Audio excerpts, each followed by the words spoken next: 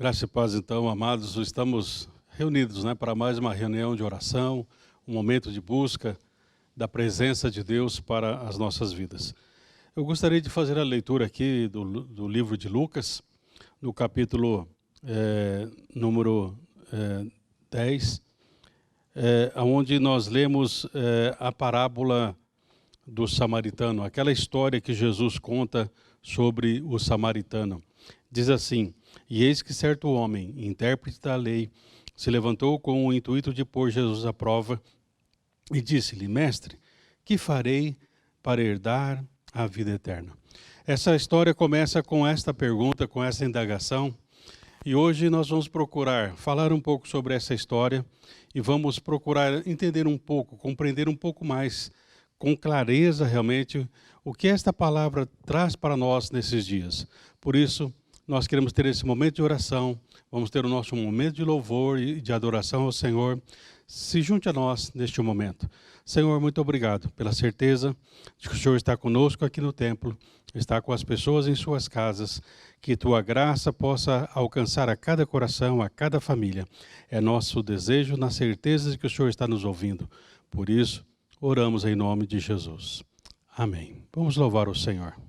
Aleluias. Sei que os teus olhos, sempre atentos, permanecem em mim. É verdade, Senhor.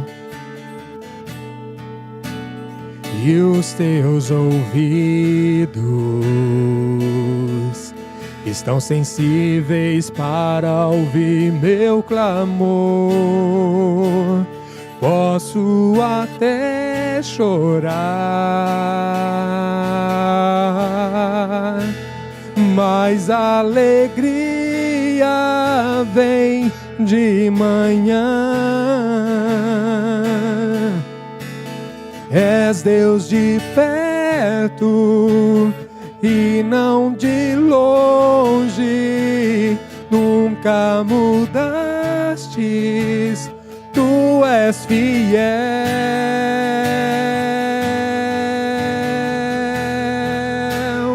Deus de aliança, Deus de promessas, Deus que não é homem pra mentir.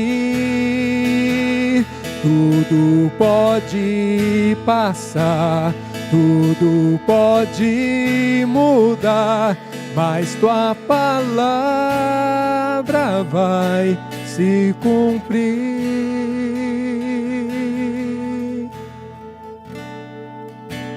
Sei que os teus olhos, cante ao Senhor, querido, sempre atento, permanecem em mim, nas nossas vidas. Aleluias. E os teus ouvidos estão sensíveis para ouvir meu clamor. Posso até chorar, mas a alegria vem de manhã. És Deus de perto e não de longe, nunca mudastes. Tu és fiel, eu sei. Deus de aliança, Deus de promessas, Deus que não é homem pra mentir. Tudo pode passar, tudo pode mudar, mas tua palavra vai se cumprir. Deus de aliança, Deus de promessas, Deus que não é homem pra mentir. Tudo tudo pode passar, tudo pode mudar, mas tua palavra vai se cumprir. Posso enfrentar o que for, eu sei quem luta por mim. Teus planos não podem ser frustrados. Minha esperança está nas mãos do grande eu sou. Meus olhos vão ver o impossível acontecer.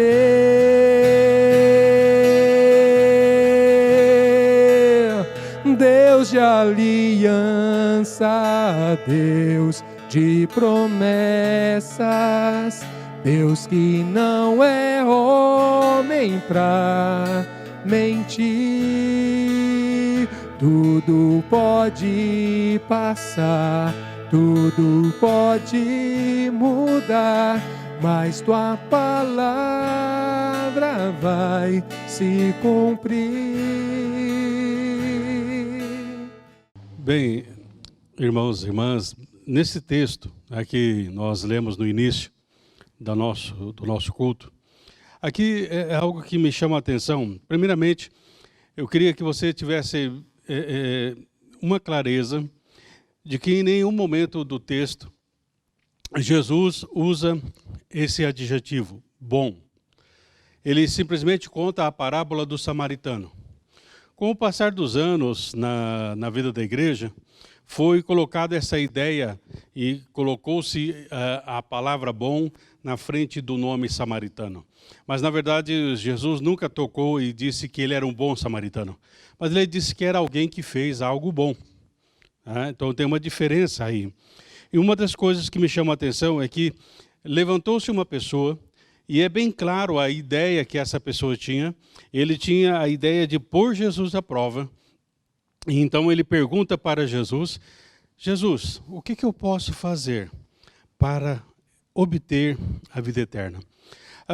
Alguns textos falam um doutor da lei, ou seja, era uma pessoa conhecedora da lei, e esse doutor da lei ele tinha um objetivo em mente. Ele queria provar o caráter de Jesus. Se Jesus realmente era um mestre, se Jesus realmente tinha palavras de vida eterna, se Jesus realmente era quem ele dizia ser. E o teste, então, nasce dessa pergunta. O que eu tenho que fazer para herdar a vida eterna? É interessante que Jesus não responde a essa pergunta. Ele, então, diz assim, olha, você conhece os mandamentos? E ele diz sim. Então, aí Jesus fala para ele assim, bom, como que você interpreta esse mandamento? Porque uma coisa é nós lermos a palavra e uma coisa muito diferente é como nós interpretamos. Infelizmente, muitas vezes nós interpretamos a palavra a partir dos nossos próprios achismos. Nós interpretamos a palavra a partir daquilo que nós mesmos entendemos ser uma verdade. E muitas vezes dentro dessa nossa verdade tem pretextos, tem preconceitos, enfim, tantas coisas. E então aí esse homem respondeu, não, a palavra diz, amarás o Senhor teu Deus de todo o teu coração, de toda a tua alma, de toda a tua força e de todo o teu entendimento. E amarás o teu próximo como a ti mesmo. É interessante que ele sabe essa palavra. E aí então Jesus fala assim, olha, você respondeu corretamente, olha, faça isso e você vai viver. Ou seja, faça isso e você vai ter essa vida eterna. Faça isso e você vai ter uma vida sobrenatural. Por que Jesus usa essa expressão? Por que Jesus chama a atenção deste homem para essa realidade? Primeira coisa que eu quero destacar aqui é que ele pergunta, o que eu posso fazer? Muitas vezes o nosso caminho é muito centrado em nós mesmos. Se Jesus pudesse, ou falasse para ele fazer um monte de coisas, talvez até ele faria, dizendo assim, não, eu vou fazer. Mas aí então Jesus coloca para ele o seguinte, olha, para ser salvo, você tem que ter Deus no seu coração. E tendo Deus no seu coração, você precisa amá-lo acima de todas as coisas, com toda a tua força, teu entendimento, enfim, com todas as coisas. Então, muitas vezes nós pensamos nessa parábola aqui apenas numa questão de uma caridade. Mas Jesus está falando muito mais profundamente sobre a questão da salvação. Quer ser salvo? Você ama a Deus acima de todas as coisas? Você ama a Deus com toda a força do teu ser? Mas aí a palavra vai um pouco mais além. Porque Jesus também fala, olha, ama o próximo como a ti mesmo. Então Jesus fala assim, olha, se você amar a Deus e amar o próximo, então você realmente vai viver. Porque lá em 1 João nós lemos que diz assim, se eu digo que amo a Deus, mas eu aborreço meu irmão, não amo meu irmão, ou desejo mal a ele, então na verdade Deus não está comigo, porque Deus é amor. Então o Senhor chama a atenção desse doutor da lei, que enquanto o amor não ampliar a sua visão, enquanto o amor não tirar a estreiteza, né, do egoísmo do seu coração, ele não pode ter a vida. Ele não pode obter a vida eterna. Então, o que o Senhor fala para este homem, olha, o seu egoísmo estreitou a tua interpretação da lei. O teu egoísmo está te afastando realmente do princípio real da palavra. Então o Senhor fala para este homem, você precisa ter um novo olhar. Você precisa ter um novo olhar sobre uma nova dimensão de vida, a vida eterna que o Senhor traz para nós. Então quando ele fala assim, amar a Deus, amar ao próximo, e este homem, ele é sábio, ele é doutor da lei, logo ele pergunta, mas Jesus, quem que é meu próximo? É lógico que ele sabia, como doutor da lei, talvez ele tenha interpretado, tenha ensinado esse texto a muitas pessoas. Então, Jesus está virando aqui a questão de cabeça para baixo. Talvez aqui, para este homem, Jesus está dizendo para ele, olha, não importa quem é o seu próximo. Se nós pegarmos a palavra próximo, nós vamos ver aquele que é diferente de nós. Aquele que realmente faz as coisas talvez que nós não gostamos. Então o próximo é aquele que é diferente. Esse próximo aqui, como o samaritano encontrou um indigente, uma pessoa que foi vitimada, ali não tem nome, não tem rosto, pode ser qualquer pessoa. E é isso que o Senhor está dizendo para esse homem. Será que o seu amor realmente é limitado? Será que o seu amor realmente está buscando somente amar aqueles que são legais com você? Nós precisamos amar os sem rosto, precisamos amar os sem nomes, precisamos amar a todas as pessoas. Mas isso vai ser possível a partir do momento que nós amarmos primeiramente a Deus. Porque quando eu amo primeiramente a Deus, eu me amo também, porque eu me aceito como obra das mãos do Pai Celestial. E quando isso acontece, nós podemos olhar o próximo, podemos olhar para o outro. O problema não é quem é meu próximo, mas Jesus está dizendo, você consegue ser o próximo para o outro? E aí, então Jesus vai contar a história do samaritano. Na verdade, nós temos 4 personagens nessa história. Nós temos a vítima, nós temos o samaritano, e nós temos um levita e um sacerdote. É interessante, nenhum deles aí tem nome. Ou seja, porque o amor não procura apenas conhecer, o amor ama, independente da circunstância. A palavra, se você interpretar a palavra de Deus, você vai ver que o amor, ele desceu até nós, não mediu as consequências, veio, o amor nos alcançou. Então o amor não olha a profundidade, não olha a largura, não olha qualquer outro tipo de separação. O amor simplesmente ama. E aqui, nessa nova dimensão, o Senhor fala assim, olha, esse homem foi vítima de ladrões, salteadores, mas aí vem um sacerdote, ele está atrasado para o culto, está atrasado para o seu turno lá no templo, e ele vira o rosto e vai em frente. E isso acontece também com o levita. O levita também é uma pessoa que está ligada ao templo. Então, Jesus, falando para esse doutor da lei, dizendo, olha, o que adianta nós termos uma religiosidade, uma religiosidade que não ama a Deus acima de todas as coisas, porque se amássemos a Deus acima de todas as coisas, nós amaríamos a nós mesmos e, em consequência, amaríamos também ao nosso próximo, aquela pessoa que é diferente de nós, aquela pessoa que não pensa como nós. Então Jesus fala para ele, para esse homem assim, que nós temos que amar, e o amor passa por nós, passa pelas nossas vidas. Ou seja, Deus quer amar as pessoas através de nós. E Deus quer colocar em nós, nos nossos corações, um coração de samaritano, aquele que procura ajudar. Aqui é interessante que não fala que o samaritano tinha alguma religiosidade, mas eu creio que tinha. Os samaritanos também tinham o seu centro de adoração. Os samaritanos também adoravam a Deus da sua forma. Lembra da história da mulher samaritana? Quando ela entra nessa questão e discute com Jesus, apresentando os seus argumentos de que eles também tinham o seu lugar de adoração.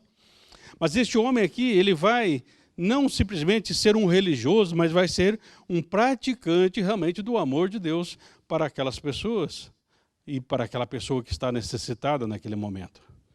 Sabe, tem uma palavra que muitas vezes é usado na criminalística, né? Quando acontece um crime, perguntas, você tem um álibi? E fala, não, eu não estava neste lugar no momento, eu estava em outro lugar. Então aí se cria o álibi, ou seja, é estar em outro lugar. Então nós podemos dizer aqui que tanto o levita quanto o sacerdote têm um álibi, porque eles não estão no lugar que deveriam estar. Porque a mente dele e o coração deles estão voltados para a ideia do templo. E quando você está focado numa coisa, você não consegue ver o que está ao seu redor. Eles estavam tão ensimesmados ou fechados em si mesmos, que eles não conseguiram voltar o rosto para aquela pessoa que foi vítima. Não era diferente desse doutor da lei, porque o doutor da lei também está ensimesmado. Ele está sendo fechado dentro do seu próprio ego, por isso ele pergunta, o que eu posso fazer para herdar a vida eterna? Ele acha capaz de fazer alguma coisa. Mas o nosso coração precisa estar aberto para o amor ágape, o amor sobrenatural de Deus. E quando nós estamos abertos ao amor ágape, nós estamos abertos à dimensão da salvação. Nós estamos abertos à dimensão da eternidade que Deus colocou em nossos corações há muito tempo. Alguém falando sobre esse texto diz assim, quando vemos a vida de forma fragmentada, significa que estamos vendo na perspectiva apenas humana e não na dimensão do amor divino. Sabe, tanto o levita quanto o sacerdote, podemos dizer também como este doutor da lei, ele vê a vida de forma fragmentada. Ou seja, muitas vezes nós temos uma visão fragmentada, achamos que vir à igreja, ouvir o evangelho, falar sobre Deus já é o suficiente e não importa o que vamos fazer nos outros dias. Essa é uma visão fragmentada, mas nós precisamos ter uma visão integral, que nós somos seres espirituais. Não importa o dia da semana, não importa, como diz a palavra, quer comais, quer bebais, quer façais qualquer outra coisa. Fazei tudo para a glória de Deus. Ou seja, todas as nossas ações têm que ser dentro de uma dimensão do amor ágape. Por isso, Jesus, quando conta essa história do samaritano, ele está dizendo o quanto de samaritano nós temos em nossas vidas. O quanto de sacerdote e levita temos em nossas vidas. O quanto de doutor da lei temos em nossas vidas. O quanto do ágape de Deus temos em nossas vidas. Cada um tem que responder por si.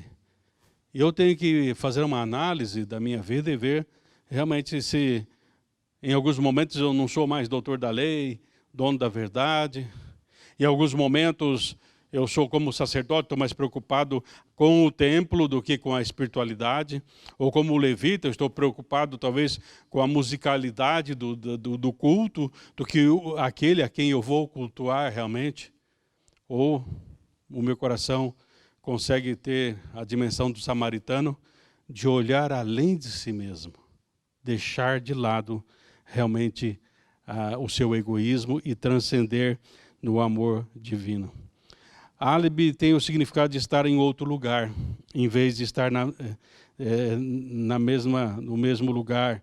O álibi, diz alguém, né, um autor escreveu, o álibi cria uma linguagem comum e uma das primeiras formas de contágio é agir como o outro. Ou seja,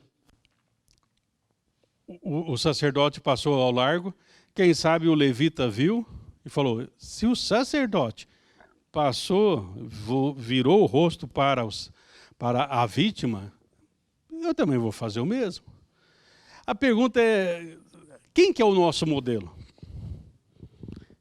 Porque muitas vezes nós estamos imitando as outras coisas, nós criamos álibis para fazermos a mesmice que o outro está fazendo, mas muitas vezes nós não paramos para pensar que essa é uma atitude errada. Se o levita pensasse, olha, embora for um sacerdote que está indo ali, mas ele agiu de maneira errada, eu não vou agir dessa forma.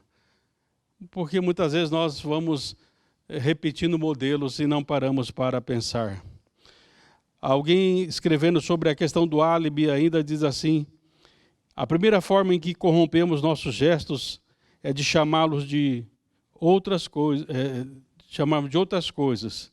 Ou seja, muitas vezes não damos nome ao pecado, não damos nome às coisas erradas que fazemos, nós damos outros nomes.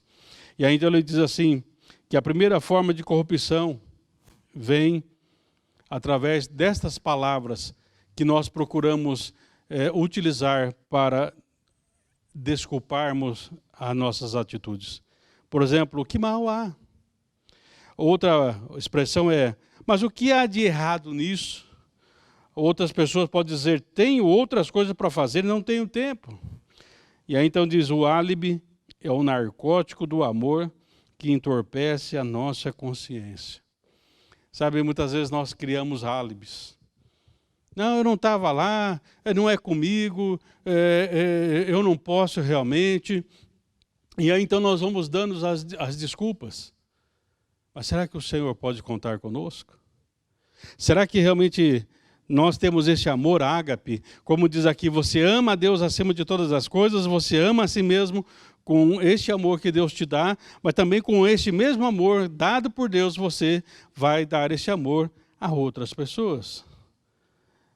Alguém falando sobre a questão do amor diz assim, não é o amor do benfeitor moral que se corrói em hipocrisia presunçosa, ou o concessor privilegiado de bens e serviços úteis que se endurecem em cotas de recursos humanos. Ou seja, esse amor não é um amor que nasce de nós mesmos. Por isso, nós tiramos a expressão bom samaritano, porque ele só pode ser samaritano e agir com bondade, porque Deus primeiramente agiu no seu coração. Por isso, nós temos que entender o que o texto fala para nós de salvação.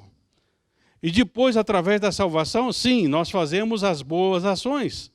Mas pela graça sois salvos mediante a fé. Isso não vem de vós, é dom de Deus. Porque se nós interpretarmos a ideia do bom samaritano, nós poderemos dizer que Jesus está dizendo, faça as coisas boas e você vai alcançar a vida eterna. Não é. Jesus é o único caminho, a única verdade, a única vida. E é dessa maneira que nós alcançamos os céus. Mas a pergunta que eu quero deixar é, a compaixão, ela não pode fluir do nosso orgulho autossuficiente, mas da nossa participação abençoada na presença de Jesus. E então, o bom vai ser realizado. E queira Deus, não só pelo samaritano, quem sabe pelo sacerdote, quem sabe pelo levita, quem sabe para o doutor da lei. Aí todos poderão agir com bondade a partir da compaixão que vem do amor de Deus, que é derramado em nossos corações através do Espírito Santo. A nossa oração é que todos nós possamos ser um samaritano para aqueles que nós encontrarmos nos caminhos da vida. Se não for assim, então nós não estaremos amando a Deus acima de todas as coisas, com toda a nossa mente, coração, alma e força. Não estaremos amando a nós mesmos e logo em seguida não estaremos amando o nosso próximo. Que Deus nos ajude a cada dia sermos mais parecidos com Jesus.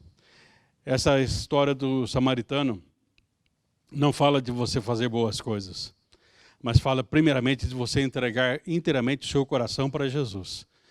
E a partir do momento que você entrega o seu coração para Jesus, você vai fazer aquilo que talvez você humanamente não faria. Porque o amor sobe ao mais alto das montanhas. O amor desce o mais profundo dos vales. Com o amor nós atravessamos os rios. Com o amor nós vamos muito mais longe. Então deixe o ágape de Deus entrar no seu coração. E dessa forma você vai muito mais além. Quero orar com você agora. Mas a minha oração é para que todos nós, sem o adjetivo, mas sejamos samaritanos para todos aqueles que nós encontrarmos. Receba esta oração. Senhor, nessa tarde eu quero orar com todos os irmãos e irmãs, famílias, aqueles que vão ver esse culto em outro momento, talvez de manhã, talvez à noite, ou à tarde, o Senhor o sabe muito bem. Mas eu quero pedir, Senhor, que a mesma unção que está conosco esteja, Senhor, na vida daquele que estará vendo esta palavra. E que esta palavra, Senhor, seja inspirada no coração de cada um através do Espírito Santo, para que aquilo que não foi dito com palavras seja dito através da tua unção. Aquilo que a palavra não alcança, a tua unção possa alcançar. E a tua palavra diz que a unção quebra todo jugo. Quebra o jugo do egoísmo, quebra o jugo, Senhor, de estarmos ensimesmados e nos leva, Senhor, a vivermos na dimensão do amor ágape. Obrigado, Senhor, por este momento. Obrigado porque sempre o Senhor nos ouve. E por saber que o Senhor nos ouve, somos agradecidos. Em nome de Jesus oramos. Eu quero agora, então, trazer a bênção para você. Que a bênção do Pai, do Filho e do Espírito Santo continue sobre todos nós, hoje e sempre. Amém.